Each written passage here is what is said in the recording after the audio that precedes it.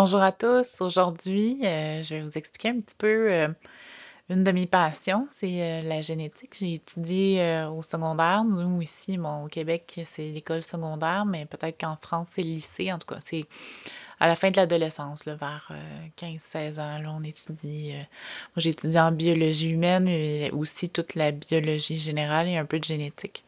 Donc aujourd'hui, je voulais partager avec vous quelques petites connaissances par rapport au groupe sanguin. Donc, j'en avais parlé un petit peu avec mon ami, puis je voyais que c'était une connaissance qui n'était pas tant répandue. Donc, j'ai voulu en parler un petit peu plus longuement aujourd'hui. Donc, voici pour vous les groupes sanguins et la génétique de ces derniers un peu expliqués. Donc, nous sommes créés d'une portion génétique de notre père et de notre mère. La première cellule du nouvel organisme contient l'information génétique des deux parents. Bien noter que les cellules des deux parents sont complètes et entières lors de la fécondation et que chacune de leurs cellules donnera une portion pour créer la toute première cellule de l'organisme. Donc ici, j'ai mis un dessin d'un brin d'ADN qui est notre génétique et créé à l'aide de la génétique des deux parents. Par exemple, sur cette image-ci, on voit qu'il y a un brin rouge, que par exemple, ce serait le brin de la mère, donné par la cellule de la mère, et le brin bleu, qui est donné par la cellule de notre père. Ces deux portions-là donnent un brin combiné qui est l'ADN du bébé à venir de ces deux parents-là. Donc, les groupes sanguins connus. Je vous ai présenté un petit peu la fécondation, les cellules, etc., l'ADN, pour vous démontrer qu'il y a comme la portion qui est à la mère, la portion qui est au père, pour que vous puissiez comprendre un peu mieux plus tard les groupes sanguins. Donc, dans les groupes sanguins connus, on a le groupe A, le groupe B, le groupe AB et le groupe O. Dans le groupe A, on peut retrouver les types AA. Donc, si la mère a apporté A et le père A, ça nous donne un AA. Et on peut avoir un AO aussi. Si le père, par exemple, est A et la mère O ou vice-versa. On a la même chose dans le groupe B. On peut avoir B et B et B et O. Je passe un petit peu rapidement, mais c'était la même chose. Pour le groupe AB, mais pourquoi on l'appelle AB? C'est que c'est une portion A et une portion B. Même chose pour le groupe O, c'est O et O. Je vais maintenant vous donner quelques petits exemples. Ici, par exemple, la mère est AA et le père est AO, ce qui nous donne un petit tableau ici. À gauche, vous avez la mère AA et le père en haut, A et O. Donc, dans le premier carré, nous pouvons avoir un enfant AA ou encore AA.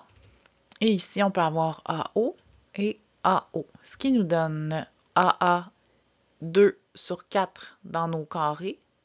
On a 4 carrés de possibilités, donc on en a 2 sur 4 qui sont AA, donc ce qui nous donne 50% des chances d'avoir un pur A. Et on a encore un autre 50% des chances d'avoir AO, donc comme le père. Exemple numéro 2. On a une mère qui est AB et un père qui est AO. Donc, la même chose, on met dans le tableau la mère à gauche AB et le père en haut AO.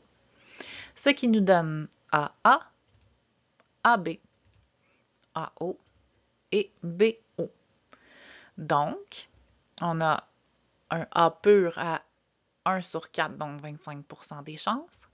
On a AO dans 1 sur 4, encore 25% des chances. On a AB dans 1 sur 4, 25% des chances. Et on a BO dans 1 sur 4 ou 25% des chances. Donc, on a 25% des chances qu'il soit B, 25% qu'il soit AB, puis on a 50% des chances qu'il soit A parce que le A l'emporte sur le O. Donc, on va soit avoir un 25% pur A ou un 25% AO, mais ce qui nous donne quand même un 50% de possibilité d'avoir un sang A. L'exemple numéro 3. Une mère AO et un père AO. Donc, les différents sont placés dans le tableau AO et AO, ce qui nous donne un A pur ici, un AO, un AO et un OO. Donc, on a un A pur dans 1 sur 4, donc 25% des chances. On a un O pur dans 1 sur 4, donc 25% des chances aussi. Et on a un AO dans 2 sur 4 de nos carrés, donc ce qui nous donne un 50% de possibilité d'avoir AO. Donc, ici, on a un 75% de possibilité d'avoir un enfant qui est de type A, mais à 25% pur ou à 50% AO. L'exemple numéro 4, une mère AB et un père OO. Donc, la mère à gauche AB, le père en haut OO, ce qui nous donne AO, BO, AO et BO. Donc, c'est assez simple. On a AO en 50%, donc 2 carreaux sur 4, et BO, 2 carreaux sur 4, ce qui nous donne un autre 50%. Donc, c'est 50% des chances que le bébé soit A ou B. On ne sait pas. Mais il ne pourra pas être AB.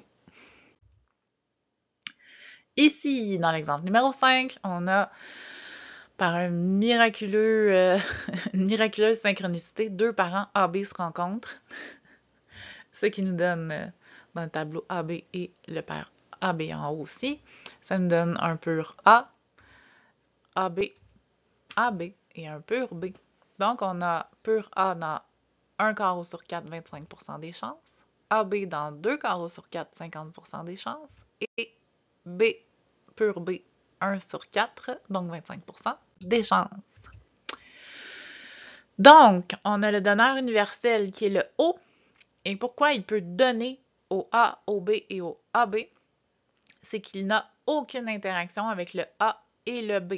Donc, lui, il n'empêchera pas ou il ne fera pas de tort à des groupes sanguins tels que le A et le B ou le AB. Et le A et le B l'emportent sur le O dans la génétique. Donc, quand on reproduit deux, comme je vous l'ai montré un peu dans les exemples précédents, quand il y a par exemple AO, ben, il sera considéré comme un A. Si c'est BO, ça va être considéré comme un B. Pour qu'il soit considéré comme un type de sang O, il doit être OO. Donc, recevoir le type O des deux côtés, des deux génétiques, autant de son père que de sa mère. Le receveur universel, celui qui peut recevoir du sang de tout le monde, c'est le groupe AB, parce que lui aussi n'a aucune interaction ou aucune contre-indication avec le A et ou le B, parce que le A et le B l'emportent sur le O, mais ici, il n'y a pas de O. On n'a comme aucun problème. On n'a pas...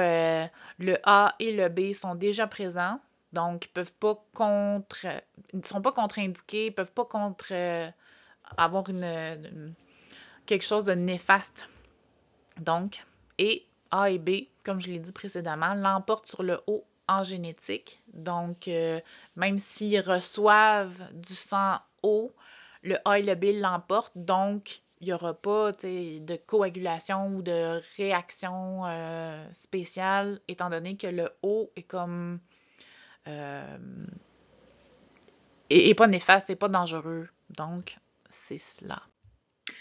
Donc, je vous remercie d'avoir pu écouter un petit peu mes explications par rapport à la génétique. J'espère que vous avez aimé ça, que ça n'a pas été trop long et que c'est pas trop compliqué. Puis je vous invite à trouver, pas trouver, mais d'inscrire vos questions et vos commentaires dans la section des commentaires plus bas. Ça va me faire plaisir de vous répondre. Puis n'hésitez pas, là, si vous avez des questions. C'est sûr que je ne suis pas une généticienne, mais c'est vraiment juste une passion. Puis c'est quelque chose que j'ai adoré. Puis j'ai vraiment fait un petit survol rapide. J'ai pas parlé de gènes récessifs, j'ai pas parlé de rien de spécial non plus, là, mais c'est ça. Donc, une dernière chose que je peux vous dire avant de terminer, c'est que, par exemple, ici, on a le A et le B qui remporte toujours sur le haut en génétique. C'est un peu comme ça, par exemple, pour la couleur des yeux aussi. Donc, le brun l'emporte sur le bleu. OK, il peut avoir des gènes récessifs et faire des yeux pairs, des yeux verts, etc., mais le brun l'emporte sur le bleu. Même chose, par exemple, pour la fourrure ou le poil par exemple, dans les bovins. Dans les bovins, il peut y avoir, bon, par exemple, des vaches noires, des vaches brunes, et des taureaux, etc. Donc, quand il y a reproduction entre un animal qui est brun ou roux ou blanc ou peu importe, et un autre qui est noir, le noir l'emporte sur les autres couleurs. Donc, si par exemple une femelle, une vache est brune, le taureau est noir, le bébé sera noir. Là, je parle pas de gènes récessifs qui pourraient avoir comme un petit fond de pelage avec un petit peu de brunâtre, mais que, bon, ça sort noir. Là, je rentrerai pas dans tout ça. Mais juste pour dire que le noir l'emporte, comme les yeux bruns l'emportent sur le bleu, etc. Donc, les A et les B l'emportent sur le O. Donc, j'espère que ça vous aurait aidé et un peu éclairé sur la façon que ça fonctionne dans les groupes sanguins. Alors sur ce, je vais vous remercier, puis vous revenir pour une autre capsule éventuellement un jour, ou si vous avez d'autres questions par rapport à la génétique, je pourrais peut-être y répondre ou revenir sur d'autres informations éventuellement. Donc je vous remercie d'avoir écouté, puis n'hésitez pas de commenter et de poser vos questions. Merci beaucoup, bye bye! Commentez, aimez, partagez et abonnez-vous.